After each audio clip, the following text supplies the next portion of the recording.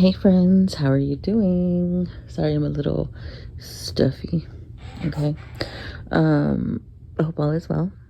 So I filmed a video yesterday, but I didn't post it because it was like 45 minutes long. Like, I just couldn't shut the fuck up. Okay. So I decided to scrap it, but there was a very important message in there. It's a very important message for our young adults, children, but it was a bit graphic, so I'm gonna try to soften it up a bit. Okay. So I was very young when I started in the workforce. Okay, because I moved out of my parents' home at a young age, so I was in the workforce very young. Okay. So I was working at this place, and I had been there for about a year already, I want to say. And this man started working there. He was like the head engineer, maintenance, or whatever they call it. And excuse me, he was a very handsome man, but I didn't see him like that. I just thought he had like really he had like dark skin, and he was a very handsome man, but he was a married man. Like, I just observed that, and I wasn't checking him out like to go do him or anything, which I wasn't even active at that time anyways. But anyway, so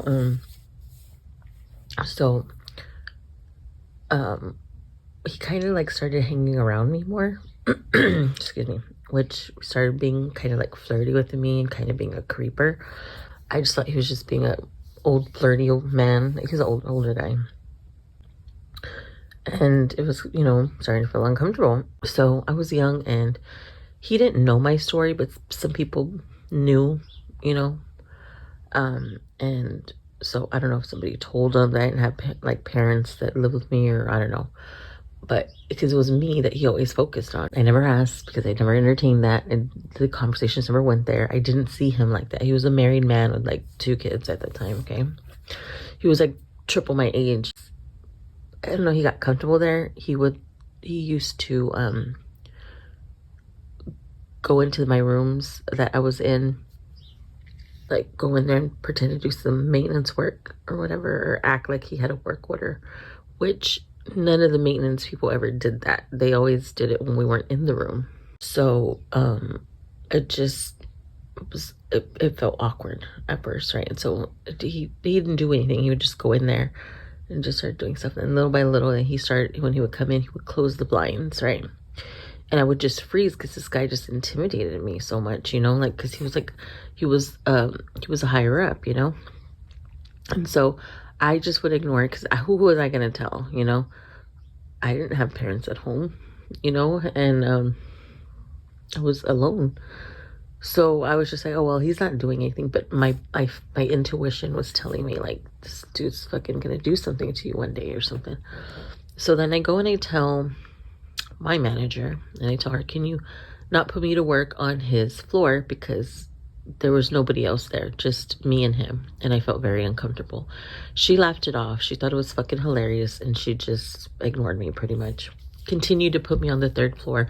Probably went and told him, because he started being more aggressive. Okay, my intuition was telling me that she told him what I said, because it was kind of like he got the green light from her, because she was like laughing, like not taking me seriously. And I couldn't tell any other higher ups, because I didn't want to lose my job. I needed to work, and I couldn't lose my job, because then where would I live, So, because I wouldn't be able to pay my rent. So anyways, so it just stayed like that. I think he went on vacation or something, or he went to go work at a different property, and then he came back. So one day she walkies me, right, and she tells me that I'm gonna continue working on that floor, and he's back, just kind of giving me a heads up, right? So then I'm working, and then here he comes into the room, he closes the blinds, and he like bolts like towards me, and I'm just like frozen like a deer in headlights, right? Because I didn't know what to do, and so I just was like, no, like I just got emotional, started crying. And so I just walked out. I just stormed out of there. I just left everything. I just left. And I went and I told her, I said, can you not put me there anymore? You know, I'm like begging her. That he's being more aggressive. And she just ignored me. Okay. She just kind of laughed it off again or whatever. So he left, continued to finish my work. And then one day she walkies me. And there was another maintenance guy that used to, he knew that he was like being real creepy with me, so he used to always low-key like help me out. You know, it was an older maintenance guy. He was beneath, I think he was like the assistant maintenance person, but he was more like, he knew I didn't have parents at home, and he knew that his name was Jesse, was being very creepy with me, so he would always protect me to a certain point, you know, because he didn't want to lose his job either, and his wife had cancer at the time. Like, he would always help me out. Like, he would always come with me. He wouldn't leave me alone. Well, this one day, this lady walkies me, and she's like, Jesse's calling you in his office. And I'm like, for what? Like, I don't want to, I'm like, no, like, what does he want, you know? And she's just like, he had to go, he has to talk to you or something. So I'm like, fuck.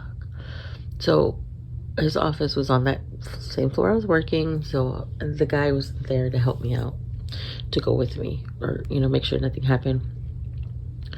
So, and then that fucking bitch's office was underneath Jesse's office, right on the second floor. So so as soon as I walked in, he goes and he like locks the door and closes the blinds. And I was like, fuck, like, this is it. Like, this is it. Like, shit's gonna happen. Like, he's gonna do something to me. And I can't, like, what do I do? Like, I was just like frozen, you know? And so, he turns me towards him. Like, he gets me by my shoulders and he turns me towards him, and he lifted my blouse. Like, he did it fast, because he knew, because I would always run out of the room like when he would try something, you know. So he like turned me towards him, and he was sitting down. He's sitting at his desk, right, because he came back and sat down, and he like turned me towards him like fast as he sat down. Like, it was like a real fast motion. He lifts my shirt, and he like lifted my bra, and like it took my boobs out basically. And I was like I was like because it happened like that whole gesture just happened like so fast, like seconds. Like, I knew shit was gonna happen. Like, I was like prepping myself like mentally, you know. And I just was like, and I just said no, and I told him, I said no, I don't know, I said something with a no, I don't even remember. And I put my bra down and my shirt, and I was like, leave me alone. I said something like, just leave me alone already. He just kind of like smirked at me, right? And so I just ran out of the room, all right? And I went and I fucking told that bitch, I was like, stop putting me over there. Like, I didn't tell her what he did. I didn't. I just said, you know, I told you I feel uncomfortable around him, like, you know. And she just like laughed it off or whatever, like, no big deal. Okay. Something happened with him to where he ended up having to move to Florida. That was the only way I was saved, okay? Things would have gotten worse. I don't know if, because there were cameras, I don't know if anybody saw. Nobody ever asked me about it. I'm sure my manager didn't tell anybody, so I don't know. It was by some miracle of God that this man, because I needed this job, and he ended up transferring out of state. So nothing ever escalated past that. But my thing is, I was so young that I didn't know I was being sexually harassed. I didn't know that, I mean, I knew it was wrong, but I didn't know what to do, okay? Because I was alone, you know, where a lot of my trust issues come, you know, with men. That's why I don't like to be like, when people always tell me like, why are you always like covered up, why are they like, you're like an old lady, you know. It's because of this incident. I don't want people looking at me, and I wasn't even dressing scandalous. Like, I was in a uniform working around this man, okay? So it's not like I was asking for it, you know, like people might think, or, you know, I was never like the promiscuous type. I was never like that, okay? So I've always been very conservative, like how I dress, always. Now, if I'm in a relationship, that's different. Like if I'm with physically with somebody, like if I'm like with my girlfriend or with my boyfriend, you know, that's fine. But if I'm by myself, you will not catch me in anything scandalous ever. Like, because I don't want that attention. I don't like. And so that's why when people are like, oh, why are you so like, oh, you just, bro, like you don't like people talking to you. Well, you know, there's a reason why I'm like that. I don't like being approached by people I don't know for this specific reason. It's not because I'm stuck up. It's not because I'm fucking, I think I'm better than everybody. It's for a fucking reason, you know? Like, if you stop and think, you know, maybe there's a reason why she's like that. I don't like attention from strangers because it just gives me that. That happened when I was very young, okay? And I still live with that till this day. And that's why I have trust issues with men, you know? And, because I just feel like everybody just objectifies me. Like that's all I am to people. Sometimes for a long time I tried to like hide myself. That's why I didn't take care of myself for a long time, because I didn't want to be objectified, you know, because I'm more than that. And you know, recently with because I did drop a lot of weight this last time, you know, when I found myself and was healing myself, I dropped a lot of weight, and people freaked the fuck out. And I was like, because I was tired of just hiding, you know. I'm very confident. I am very confident, you know, because I never wanted that kind of attention. And it's not like if I freaking wear like scandalous clothes, I'm very much covered up even nowadays. I don't even wear shorts outside, like, so I mean, unless I'm in my backyard, like I don't, because I just don't do that, and I still get looked at. So it's not like if I'm over here like asking to be objectified, I don't. Like, that's why I cover myself up. That is the reason. It's not because I'm a fucking stuck up bitch and I think I'm better than everybody. It's not why, you know. And anyways, so my whole point of the story is what happened to me was wrong. I kept it to myself. But as kids, sometimes we just want to avoid confrontation. That's my thing. That's always been my thing, is avoid confrontation. Sorry, my dog's barking. Somebody's lurking. Even with abuse, like if somebody's abusing you, and you know, your parent doesn't know, you have to tell your parent. I could have told my mom and she would have helped me out, but for some reason I didn't. I just didn't want all that drama. I didn't, because I didn't want to put that on my, I don't like to worry people. I don't like to burden people. That's always been my thing. But I was a kid. And I should have said something, because now, okay, obviously he had done this before, because he knew exactly how to work his way up, you know, and he didn't take no for an answer. He was very aggressive, okay. Thankfully, luckily, nothing happened to me, but saw me, you know, partially naked. But you know, who's to say he didn't go to his new job and out of state and fuck with somebody there, you know? And that's what I feel bad for. I feel bad that I didn't say anything, because he could have gone into it to somebody else and probably got further. That's what I regret not saying. And you know, if somebody is being an asshole to you, like not around your parents, you have to tell your parents, or tell an aunt or a sister or somebody. Like, you have to say something, because first, you're not going to be the last. And I know sometimes we don't care about what happens to us because we don't want any drama, but you have to think about the next person that this might possibly happen to, or it might be happening to somebody else too. Okay, so any type of abuse, or if somebody acts totally different in front of your parent, or because this guy used to act so like he was like employee of the month all the time. Nobody would ever expect that from him, because he would take it up a fucking notch, you know, to play it off like if he was like some saint, and he wasn't, you know, like, because he was a married man, he had kids and everything, but no, he was a fucking pervert. He was a fucking pervert, a straight up fucking pervert, okay. And he was a father of daughters, which blew my mind. But anyway, so that was just my message. I feel like I should say that. I feel like somebody has to hear that, because even though I knew it was wrong, like, I just ignored it and put it in the back of my brain. And all of these years, like, I've always had issues with being approached by strangers, and this is why. Because this guy was a stranger. He just started working there. I didn't know who he was. I had been working there longer than him. And that's why I just don't like being looked at by people. Okay, and I'm sure a lot of people thought that I was just being a fucking stuck-up bitch. They think what the fuck you want. I don't care. You don't know my story. Nobody knows my story. You know, also check on your kids. You know, if your kids like act kind of, I can tell, like, my kids are, whenever they're acting weird, like in front of people, especially my son, because he won't say anything unless you fucking ask him. Like, I know when people are fucking with him, and anybody fucks with my son, oh, I feel sorry for you. I feel sorry for you, because I will knock a bitch out. If anybody's fucking with my kids, I am still healing, so I technically can beat the fuck out of some bitch, okay? So, you want to fuck with my kids, okay, you can say whatever the fuck you want with me. Say, you can treat me like shit, yeah, I don't care. But if you do something to my kids, bitch, I will kill you. Complete insanity. Like, that's the fuck I would do. Like, I just don't see what kind of people can fuck with kids. I just don't see how grown adults can be jealous of kids or can harm a child. Like, he probably knew I was all on my own, and he took advantage of that because I was the only person that he fucked with like that.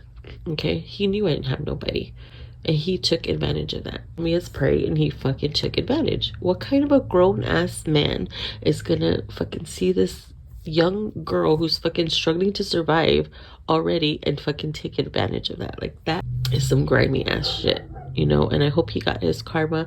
I hope his dick fell off. Let me see that motherfucker now. Let me see that motherfucker now. Let me see him now. Because no. And then let me calm down. Just let me breathe. Just Lord, just center me and let me chill out. I just don't fuck with that. I just don't. And even my last relationship, when that little boy who was the stepson of my sister-in-law was being abused, I met him day 1, day 3, he was out of the house. He was out of that house. They were abusing him. They were tying him up. They were starving him. They were burning him. They would hog tie him every night, you know? And you know what fucking these losers fucking told me when I fucking, because I was the only person he told. He wouldn't tell none of those fucking bitches what was going on to him, because they knew something was going on. And as adults, I think they knew. They just didn't want to do nothing about it. Me, on the other hand, I met this little boy and I was like, there's some shit going on. There's something off about him. The way she be talking to him, like, and myself, as a person, as a human being, cannot see another human being being abused like that and just go home and go to bed. No, this bitch, I did not sleep for those 3 days because it was my fucking, like, I was like, I cannot know this little boy is being abused on a daily basis and starved on a daily basis and fucking have a good night's sleep. No, I did not sleep for those fucking 3 days. Okay. Come Monday afternoon, because, you know, I had to get the, you know, it's like a kind of like a process, you know. Not only that, I had his daddy fucking arrested. He just so happened to have a warrant, and I was able to find that. Anyways, so my point is, these people, my ex-in-laws, you know what the fuck they told me when I told them? They're like, my mother-in-law, ex-mother-in-law, she's like, well, he's not blood related. He's not our blood. Who the fuck, first of all, who the fuck would want to be y'all's blood? Y'all are fucking sick ass motherfuckers. Because all y'all knew about it. All of y'all knew about it. And that's why I refused to talk to them now. And that's why I had to cut off all communication. At first, I was going to leave the open communication for my son, because my son does love those people, you know, and they never did anything bad with him. But how the fuck do I know that's not going to change? He's not blood related. Joelle's not from Chris. Chris is a female. Like, Chris couldn't have kids. So they let this happen to this little boy that was a step kid. What the fuck do they think about my kids? You know, like, it's like they weren't thinking when they said it. You know, I'm like, okay, so what about my kids? Fuck them. Oh, hell no. No. So that's why those motherfuckers will never see my son, because of what the fuck they did to that little boy. And that shit was going on for 3 fucking years. And I had never met them, because the sister was always MIA. She was always out fucking getting high and shit, fucking getting iced up every fucking weekend. Okay. And it was her paranoia. It was her paranoia. And that's why they were abusing him. That's why they were abusing him. She was paranoid. She saw him getting up at night when he wasn't even fucking getting up at night. She was fucking all iced up. So they would hog tie him every night. But it was okay because he was in blood. Like, what the fuck? Like, what kind of fucking sick ass motherfuckers? Oh my gosh. Oh my god. You know what? Let me just calm down because I'm about to threaten some people. Okay. Let me just calm down. I just don't see like how adults can be jealous of children. I just don't see it. I just don't see it. That's just fucking disgusting, sick ass fucking behavior. And you need to be locked up somewhere or under a fucking building, whatever. Anyways, to my children out there, if there's any young adults that are watching, if anything is going on, if you notice anything weird, say something, you know. Find somebody that you can tell, because you have to say something, because you have to break this cycle, and you have to make sure it doesn't happen to anybody else. And especially to you. This is not supposed to be happening to you. People are not supposed to be abusing you. People are not supposed to be acting extra around your family, and then whenever they're not around, they're a fucking asshole to you. That is not right. They're not supposed to do that. And yeah, I'm like so triggered right now. Let me find out.